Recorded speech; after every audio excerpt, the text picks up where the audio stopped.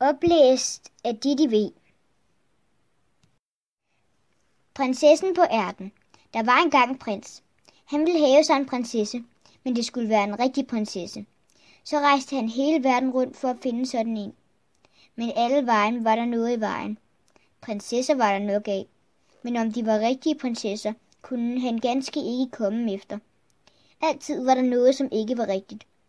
Så kom han der hjem igen og var så bedrøvet, for han ville så gerne have en virkelig prinsesse.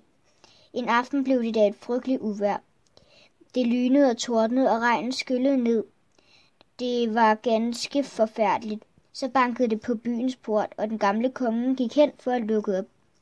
Det var en prinsesse, som stod udenfor, men Gud var hun så ud af regnen og det onde vejr. Vandet løb hende ned af hendes hår og hendes klæder, og det løb ind i næsen, på skoen og ud af hælen, og så sagde hun, at hun var en virkelig prinsesse. Ja, det skulle vi nok vide, tænkte den gamle dronning, men hun sagde ikke noget.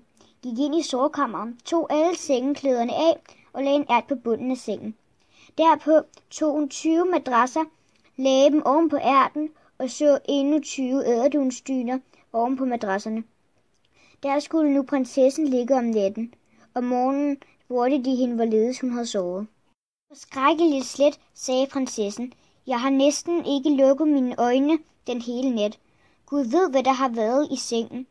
Jeg har ligget på noget hårdt, så jeg er ganske brun og blød over hele min krop.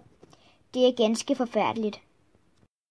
Så kunne de se, at det var en rigtig prinsesse, da hun gennem 20 madrasser og de 20 æderdunsdyner havde mærket ærten. Så ømsindet kunne der ingen være, uden en virkelig prinsesse. Prinsen tog hende da til kone, for nu vidste han, at det havde været en rigtig prinsesse, og ærten kom på kunstmuseet, hvor den er nu, der som ingen har taget den.